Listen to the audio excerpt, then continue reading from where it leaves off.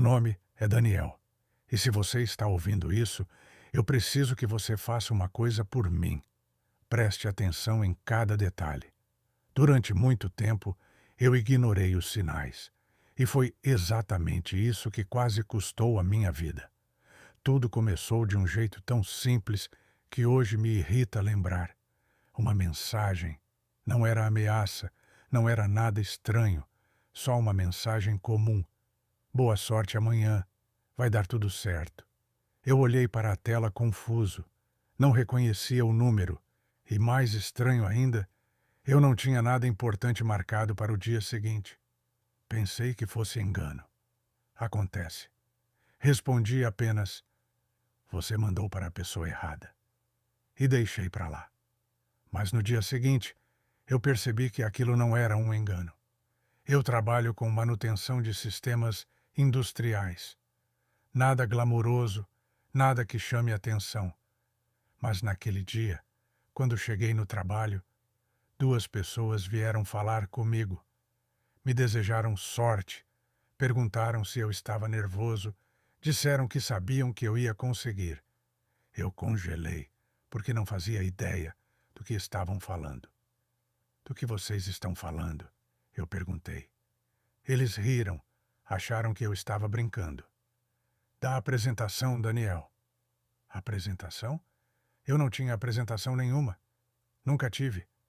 Foi aí que o primeiro desconforto apareceu. Aquela sensação leve de que você esqueceu alguma coisa, mas não sabe o quê. Eu ignorei. Continuei o dia, fingi que entendi, fingi que fazia sentido. Mas no fundo, alguma coisa já estava errada. Na hora do almoço, um colega sentou do meu lado sem perguntar, sem hesitar, como se já tivesse feito aquilo 1000 vezes. "Se você travar, só segue o roteiro que você me mostrou ontem." Eu parei. Olhei para ele e perguntei: "Que roteiro?" Dessa vez ele não riu. Só me encarou, confuso. "Daniel, você está bem?" Foi nesse momento que a primeira dúvida real surgiu. E se não fosse só um mal-entendido? Eu saí mais cedo naquele dia. Inventei uma desculpa qualquer. Dor de cabeça, cansaço, qualquer coisa que me tirasse dali. No caminho para casa, tentei organizar tudo na cabeça. Lembrar de algo, qualquer coisa. Mas não havia nada. Nenhuma reunião, nenhuma apresentação, nenhum plano. Quando cheguei em casa, a segunda coisa aconteceu. Minha mesa. Eu não sou desorganizado, mas também não sou obsessivo. Deixo coisas fora do lugar às vezes. Papéis, canetas, normal. Mas naquele dia, minha mesa estava perfeita, organizada demais. E no centro havia um caderno. Eu não lembrava de ter deixado aquilo ali. Sentei, abri e meu coração acelerou. Era a minha letra, sem dúvida. Cada curva, cada traço. Mas eu não lembrava de ter escrito aquilo. Era um roteiro, detalhado, técnico, explicando exatamente uma apresentação. A mesma apresentação que disseram que eu faria naquele dia. Fechei o caderno na hora, como se aquilo fosse me atacar. Porque naquele instante, duas coisas eram verdade ao mesmo tempo. Eu tinha escrito aquilo e eu não lembrava de ter escrito. E nenhuma dessas opções era boa. Passei aquela noite em silêncio, sem televisão, sem celular, sem distrações, tentando lembrar, forçando a mente, voltando nos últimos dias. Mas tudo parecia normal, simples, repetitivo, sem falhas. Até que uma ideia surgiu, simples e desconfortável. E se eu estivesse esquecendo coisas? No dia seguinte, tomei uma decisão. Não fui trabalhar. Em vez disso, fui até uma cafeteria perto do escritório. Um lugar onde dava para ver a entrada sem ser visto. Sentei, pedi um café e esperei. 1 hora passou. Nada. 2 horas. Nada. E então eu vi. Alguém entrou no prédio usando a mesma roupa que eu costumava usar. Mesma postura, mesmo jeito de andar. Quando ele virou o rosto, era eu. Não parecido, não semelhante, não quase. Idêntico. Meu corpo travou. Minha mente ficou em silêncio, porque não havia explicação imediata. Fiquei ali parado, olhando, tentando encontrar uma falha, um detalhe, qualquer coisa que quebrasse aquilo. Mas não havia. Ele passou pela recepção, cumprimentou as pessoas, sorriu, conversou, como se fosse eu, como se sempre tivesse sido. Naquele momento, uma verdade começou a se formar, lenta e pesada. Alguém estava vivendo a minha vida. E pior, melhor do que eu. Passei o resto do dia seguindo ele, de longe, sem ser visto. Observei cada movimento, cada interação, cada detalhe. Tudo era perfeito, natural, fluido. Ele sabia coisas que só eu deveria saber. E isso foi o que mais me assustou, porque não era só aparência, era acesso. Naquela noite, eu não voltei para casa, porque uma pergunta não saía da minha cabeça. Se alguém estava vivendo a minha vida, quem estava vivendo a dele? Eu não voltei para casa naquela noite. Não fazia sentido. Se alguém estava vivendo a minha vida, então minha casa já não era mais um lugar seguro. Ou talvez nunca tivesse sido. Fiquei dentro do carro, com o motor desligado e as luzes apagadas, apenas observando. Por volta das 8 da noite, ele saiu do trabalho com a mesma calma, o mesmo ritmo, cumprimentando as pessoas como se tudo estivesse exatamente como deveria estar. Eu segui, de longe, sem pressa, sem chamar atenção. Ele entrou no carro, o meu carro. Naquele momento, algo dentro de mim mudou. Até ali ainda existia dúvida, alguma margem para erro, alguma explicação incompleta. Mas quando eu vi ele pegando a chave, abrindo a porta e entrando como se fosse dono de tudo aquilo, a dúvida acabou. Aquilo não era coincidência, não era confusão, não era alguém parecido, era alguém preparado.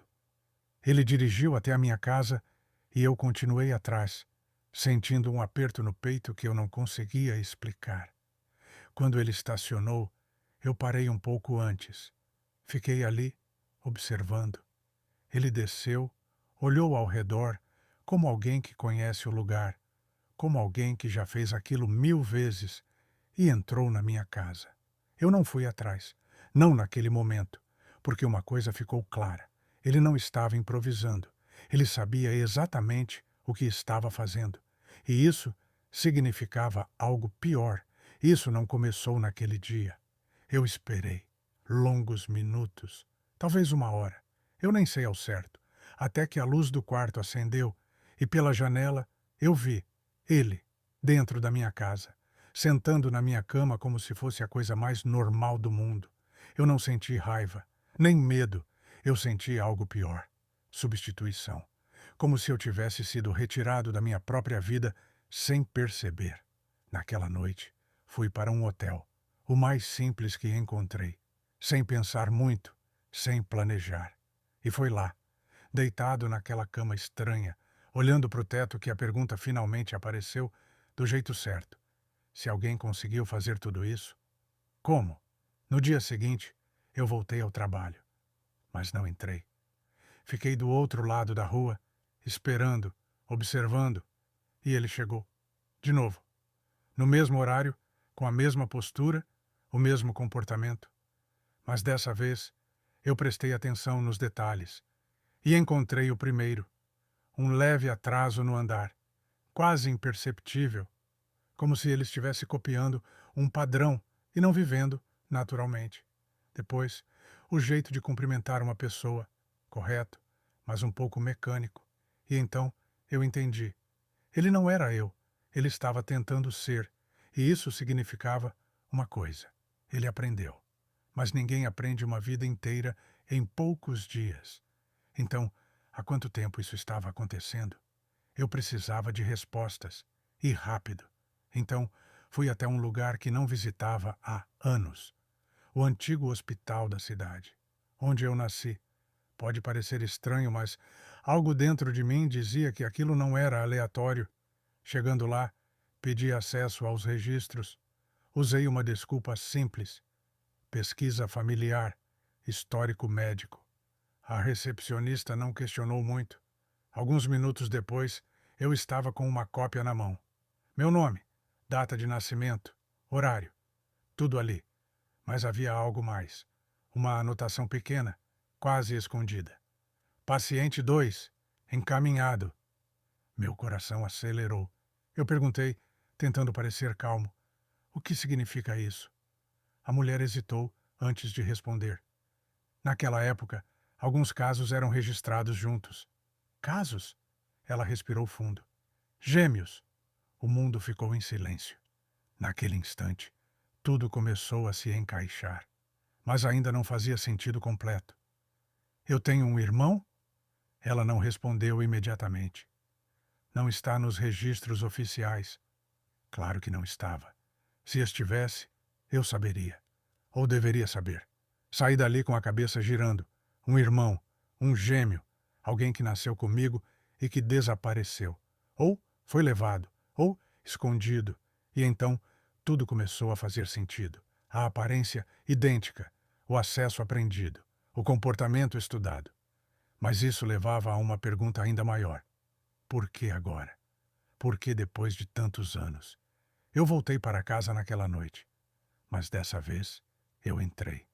Silenciosamente. A porta não estava trancada. Lá dentro, tudo estava normal. Organizado, limpo, no lugar.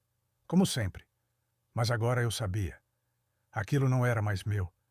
Caminhei devagar até ouvir passos. E então, ele apareceu. Parado no corredor, olhando para mim. Sem surpresa. Como se estivesse esperando. Por alguns segundos, nenhum de nós falou. Porque não precisava. A verdade estava ali, na nossa frente. Demorou. Foi isso que ele disse, com a minha voz. Eu engoli seco. Quem é você? Ele sorriu, levemente, sem pressa. Eu poderia perguntar a mesma coisa. Naquele momento, eu percebi algo que não tinha considerado até então. Ele não estava ali para me substituir. Ele estava ali para recuperar algo. Eu fiquei parado no corredor, olhando para ele, tentando encontrar alguma diferença, qualquer detalhe que provasse que aquilo não era real. Mas não havia. Era como olhar para um espelho que respirava. Por alguns segundos, nenhum de nós falou. Não porque não tínhamos o que dizer, mas porque qualquer palavra ali parecia pequena demais para o que estava acontecendo. Foi ele quem quebrou o silêncio. Demorou. A voz era igual à minha. O tom, o ritmo, até a forma de falar. Eu engoli seco antes de responder. Quem é você? Ele sorriu de leve, sem pressa, como alguém que já esperava aquela pergunta há muito tempo. Eu poderia perguntar a mesma coisa. Aquilo me irritou, mas ao mesmo tempo confirmou algo que eu já começava a aceitar. Ele não estava improvisando. Ele sabia exatamente o que estava fazendo. Eu dei um passo à frente. Você está vivendo a minha vida. Ele inclinou a cabeça, como se estivesse avaliando a frase. Não, eu estou vivendo a nossa. Aquilo me travou, porque pela primeira vez a possibilidade deixou de ser absurda e começou a parecer lógica. Eu respirei fundo. Explica. Ele olhou ao redor da casa, passou a mão por cima de um móvel, como alguém que reconhece o lugar. Você cresceu aqui. Eu não. Silêncio. Mas eu devia. As palavras vieram calmas, sem raiva, sem acusação. Só constatação. Eu não falei nada, porque no fundo eu já sabia o que ele ia dizer. Você não sabia, não é? Eu balancei a cabeça, devagar. Não. Ele assentiu, como se já esperasse essa resposta. Eu também não sabia. Não no começo. Ele caminhou lentamente pela sala enquanto falava. Eu cresci sem muita informação, sem histórico, sem passado claro. Sempre tinha algo faltando. Eu fiquei parado, ouvindo. Até que, alguns anos atrás, eu encontrei um documento antigo, um registro incompleto. 2 nascimentos no mesmo horário, mesmo sobrenome. Meu coração acelerou. Eu comecei a procurar. Demorou, mas eu encontrei você. Ele olhou diretamente para mim. Encontrei a vida que devia ter sido minha também. Aquilo não soava como inveja. Soava como reconstrução. E você decidiu simplesmente entrar nela? Perguntei, tentando manter a voz firme. Ele negou com a cabeça. Não foi assim. Eu observei primeiro. Claro que observou. Tudo fazia sentido agora. O trabalho, a rotina, as pessoas. Eu aprendi. Demorou. Isso explicava os detalhes, os pequenos atrasos, os gestos levemente mecânicos. Eu não queria tirar nada de você. Ele fez uma pausa. Eu só queria viver o que também me pertence. A frase ficou no ar. Pesada, mas justa. Eu passei a mão no rosto, tentando organizar tudo. E por que agora? Por que aparecer assim? Ele respirou fundo antes de responder. Porque você nunca iria me procurar. Aquilo me acertou direto. Porque era verdade. E porque eu cansei de existir pela metade. Silêncio de novo. Mas dessa vez, diferente. Não era tensão. Era entendimento começando a surgir. Eu olhei ao redor da casa. Depois, para ele. Depois para mim mesmo, refletido em um vidro próximo. Duas histórias. Uma origem. Então, o que acontece agora? Perguntei. Ele deu de ombros, com uma tranquilidade que me surpreendeu. Agora a gente decide. Simples assim. Mas não era simples. Nada daquilo era. Eu pensei por alguns segundos. Talvez minutos. Era difícil dizer. A vida que eu conhecia já não era mais só minha. Mas, pela primeira vez, eu entendi que talvez nunca tivesse sido. Você não quer tomar meu lugar? Eu disse. Ele respondeu na mesma hora. Não. Você quer dividir. Ele assentiu. Eu quero existir. Aquilo mudou tudo, porque não havia vilão ali. Não havia golpe. Não havia ameaça. Só uma verdade que tinha sido escondida por tempo demais.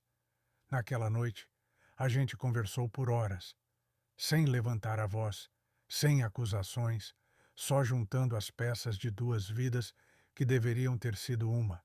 Descobrimos coisas que nenhum dos dois sabia. Detalhes da infância, histórias incompletas, sensações parecidas em momentos diferentes, como se, mesmo separados, algo tivesse permanecido conectado.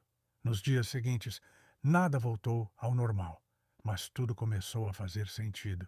No trabalho, ajustamos a rotina. Em casa, estabelecemos limites. Na vida, aprendemos a dividir. Não foi perfeito.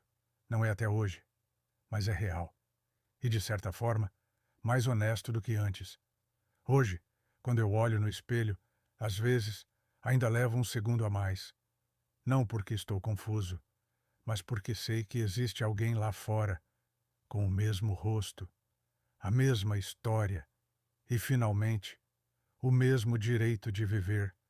E talvez o mais estranho de tudo não seja o fato de existirem dois de nós, mas sim perceber que, por tanto tempo, eu vivi como se fosse só um.